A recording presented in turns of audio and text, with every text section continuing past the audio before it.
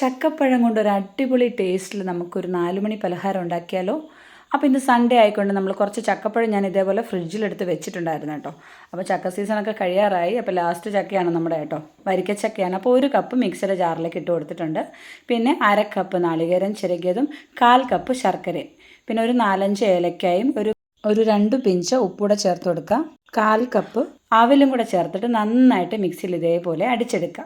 എന്നിട്ട് നമുക്ക് ഒരു ബൗളിലേക്ക് ഇട്ട് കൊടുക്കുക. അതിലേക്ക് നമുക്ക് റാഗിപ്പൊടിയാണ് ഞാൻ ചേർത്ത് കൊടുക്കുന്നത്. 1 കപ്പ് റാഗിപ്പൊടി ചേർത്ത് കൊടുക്കുക. എന്നിട്ട് നന്നായിട്ട് ഇതേപോലെ ഒന്ന് മിക്സ് ചെയ്ത് കൊടുക്കുക. ഇനി നമുക്കിതിലേക്ക് ഇടയ്ക്കൊന്ന് കടിക്കാനായിട്ട് ഒരു 1/2 കപ്പ് ചക്ക ഇതേപോലെ ചെറുതായിട്ട് കട്ട് ചെയ്തും കൂടി ഇട്ട് കൊടുക്കുക കേട്ടോ. അപ്പോൾ ഇങ്ങനെ ഇട്ട് കൊടുക്കുക, നല്ലൊരു ടേസ്റ്റാണ് കഴിക്കാനായിട്ട്. ഇനി ഇത് നന്നായിട്ട് ഇങ്ങനെ ഒന്ന് ഇളക്കി കൊടുക്കുക. അപ്പോൾ ഇതിൻ്റെ ഒരു കൺസിസ്റ്റൻസി എന്ന് പറയുന്നത് കണ്ടോ, നമ്മൾ സ്പൂൺ കൊണ്ട് ഇങ്ങനെ ഇട്ട് കൊടുത്താൽ ഇതേ ഒരു രീതിയിലായിരിക്കണേ.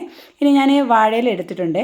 വാഴയില ഒന്ന് വാട്ടിയെടുക്കുന്നത് നല്ലതായിരിക്കും. എന്നിട്ട് അതിൻ്റെ സെൻറ്ററിൽ ഒരു 2 ടേബിൾ സ്പൂൺ ഈ ഒരു കൂട്ട് വെച്ച് കൊടുക്കുക.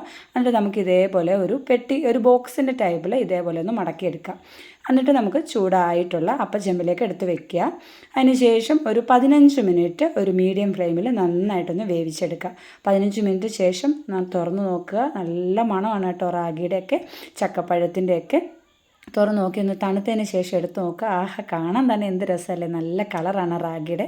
കഴിക്കാൻ നല്ല ഹെൽത്തിയാണ് കേട്ടോ. ഞാൻ പ്രത്യേകിച്ച് പറയേണ്ട കാര്യമില്ലല്ലോ, റാഗിയൊക്കെ വളരെ നല്ലതാണ് കുട്ടികൾക്ക് കൊടുക്കാനും മുതിർന്നവർക്ക് കഴിക്കാനുമായിട്ട്. അപ്പോൾ നിങ്ങൾ നോക്കിക്കേ, അടിപൊളിയായിട്ടുണ്ട്. അപ്പോൾ എല്ലാവരും ചക്ക സീസണൊക്കെ കഴിയാറായി. ചക്കയൊക്കെ ഉള്ളവർ ഇതേപോലെ ഒന്ന് ട്രൈ ചെയ്ത് നോക്കാം കേട്ടോ.